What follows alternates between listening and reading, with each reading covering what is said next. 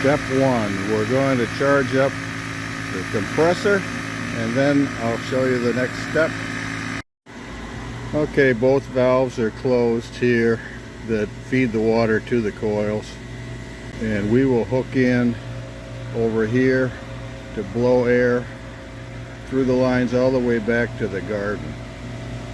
The reason the valves feeding the coils are turned off is to keep the high pressure from going through the coils. They probably don't want much more than the 15-20 psi that's typical of a radiator. So here we go, we're hooked up, compressor's running again. Now we have opened the valve, these are closed, so it's going this way to the garden. Handles up, I think that lets the water go through. I will put it down just to see what happens.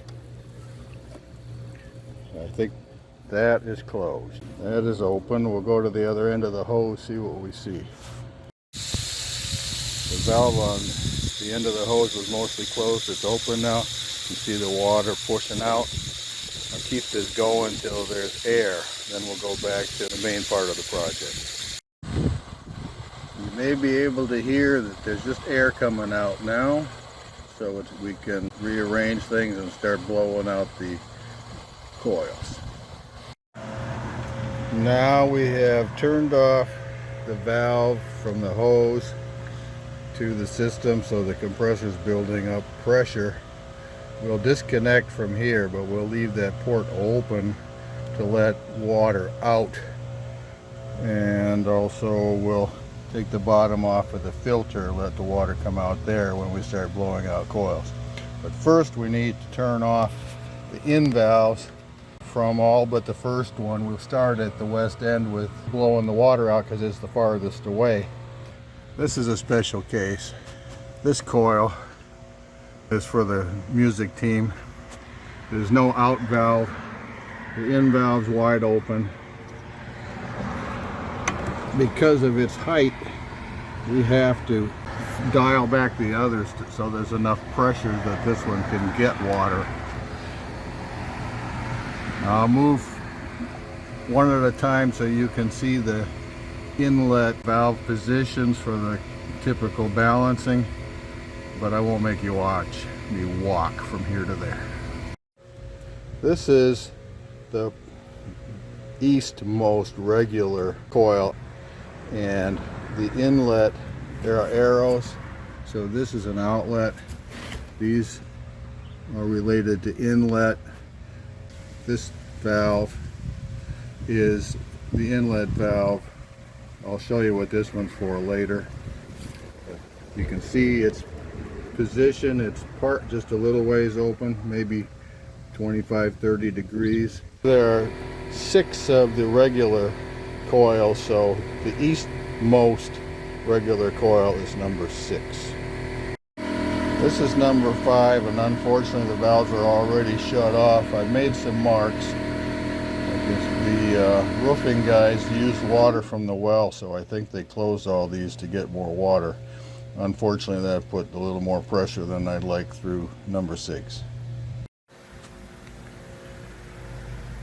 And then number 4, the valves appear to be totally closed. Number 3, the valves are totally closed.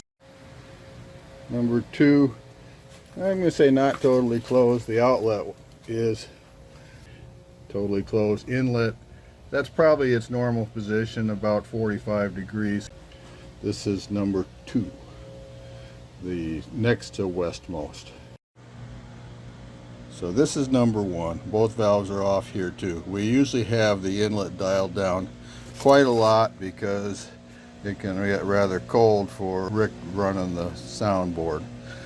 And again, the reason we dial back the inlets and have outlets wide open is to minimize the pressure in the coils. Balance the flow with inlets and leave the outlets wide open. Now with all the valves closed, what we will do is we'll open the inlet valve, which is this one. You can see the inboard arrow.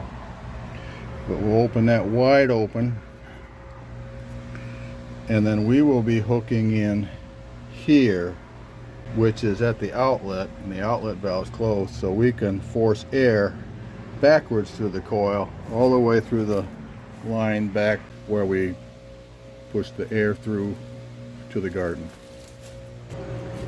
So on number 1 here, the westmost, take this cap out right here, and we're going to set it where we won't lose it. Screw in this adapter for the air pressure. Now the air will go in here through, which is the outlet normally, with the outlet valve closed, so it forces it back through the coil. This valve is now open. We'll hook up the air here in a minute, and it's hooked up. We just open this valve,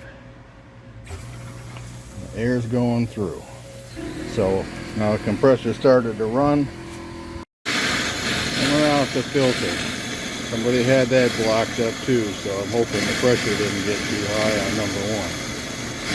We'll check for leaks when we put in the antifreeze. So I will turn off this valve so the compressor can build up air again.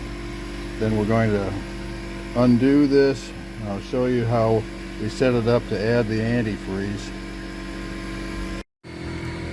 Before we put in the antifreeze, let's put the cap back in the bigger cap that you'll see in a minute.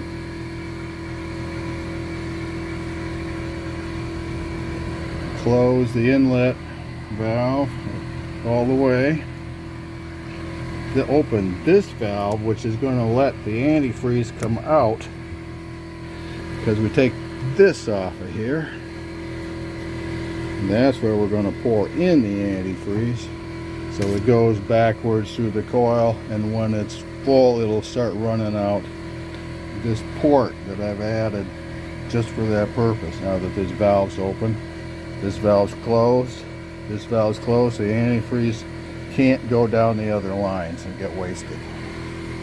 Now we open the inlet valve to the next coil, and we will take out this cap to hook up the air here,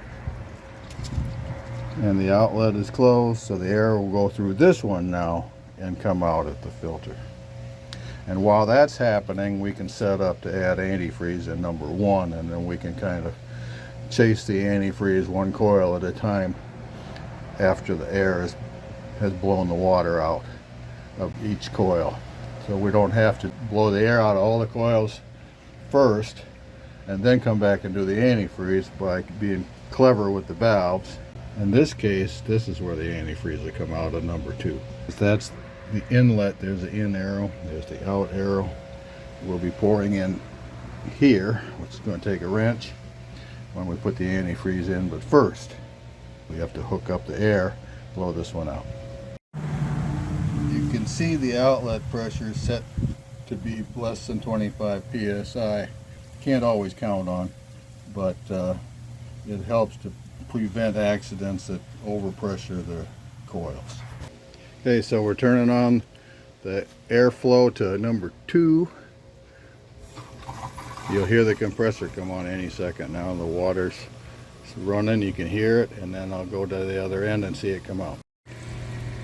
And some water's coming out already, even though the supply lines probably was almost totally empty after we did number 1.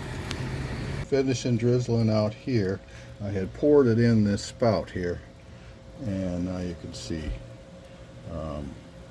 that we have filled up the coil with antifreeze, the RV antifreeze for the winter.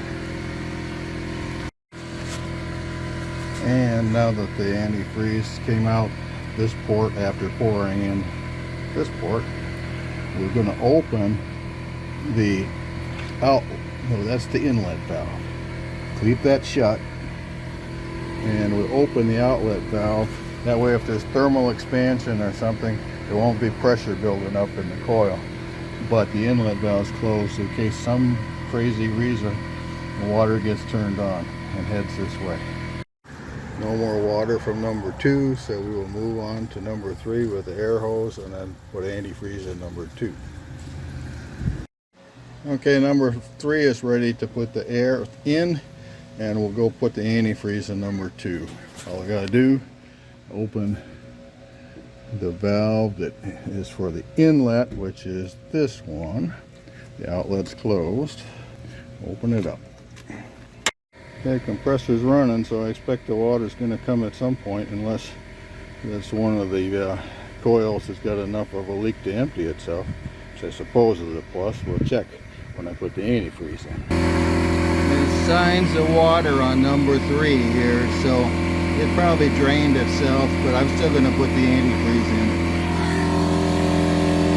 Number 2 is a little bit different. I'm going to put the antifreeze in here like the other and close that valve. Here, instead of another valve, this cap comes off and the antifreeze will come out there. Not seeing any leaks, and there's the antifreeze coming out here, so this is number 2. We'll check it out and make sure that the inlet is closed. Number 2 is done. The outlet line is open in case there's a pressure buildup. Don't see any leaks down below from the antifreeze. Okay, number 3 ready to go with air. We'll open up the inlet. Outlet is closed. Just got to open this. No sign of air from number 3, but I'm thinking that coil may have a leak. So we will chase that down and move to 4 and then put antifreeze in 3 and see if we see signs of leaks. Looks like it probably is leakage at number 3, but water and fuzz suggested air coming out there. Okay, this is number 4. About to turn the air onto it. Inlet is open, the outlet is closed. Then we'll go do antifreeze on 3 and see if it leaks. You can hear this one going, and I think it's coming out on the end. We'll go put it the other end anyway. No sign from number 4. I suspect that one's leaking too, but we'll go put antifreeze in 3. Antifreeze is coming out down here, so we won't be able to fill it up from here. But it's worth a try this time. I'll try to put sealer on it later on the coil. And you can see us rubber seal sprayed. And number 5 is set up for air to go in. Valves are set. Open this, see what happens. Okay, I can hear air down here. So we may not see any, it's over in the right corner. Probably not terrible. System still probably works like that. I'll try to seal it up with some spray sealer later. Getting some drips here. I'm a little bit surprised, but that's good. So not all the water's going out the bottom of the coil. This is number 4, set up for putting in antifreeze. You do have to open this valve here. So that's where it'll come out in there with the arrow, and we'll put it in the outlet. Actually not seeing anything coming out the bottom of this one. Going in here, this is the outlet, and it'll come out here if I keep adding that thing. There is some antifreeze coming out that drizzle looking. It's the right bottom corner. So I'll see if I can get it to come out the top. Put in at least a half a gallon. It's still coming out the bottom here. Didn't make it out the top. So I think half a gallon is enough to fill the coil. This stop there. Number 4 is back together. Taps on. Inlet valve is open. Outlet valve is open. Outlet valve is open. Inlet valve is closed. Waiting for the compressor to shut off before I turn on the inlet valve. The reason this pipe is so tall compared to the others is for some reason this coil needed more head. I would have to pressurize the line to get the antifreeze to flow through, even though there's a significant height difference here. But this finally was tall enough that I don't have to pressurize it. It will flow through. But first we're going to push the air through it. I'm hearing quite a lot of air coming out down here, so I suspect this will show us leaking when we put in the antifreeze, but we'll go look at the outlet. This time I'm not even seeing any drips, so I expect this one leaks a little faster than number 4.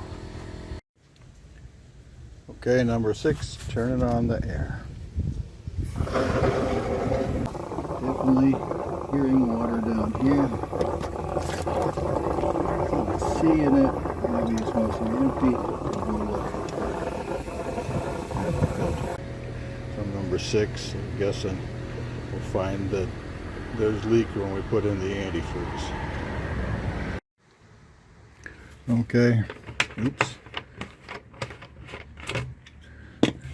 Dumping antifreeze in number 5 to just see where it comes out. This is the one with the extra head, but you can see it's going down pretty good now. Okay, it is running out the bottom of the right corner again. Okay, time to take this thing down. It's got a couple screws I'm going to take out that just let it leak. There's one up under here you can almost see, and the other side. Those two come out, and I stick them in a couple holes in this board to hold them till spring. And then I try to get her back in place so it seals up well enough to do what it's got to do. You might be able to see this one's already dripping a little bit. There it goes. The other one probably too. So now the screws are just stuck there.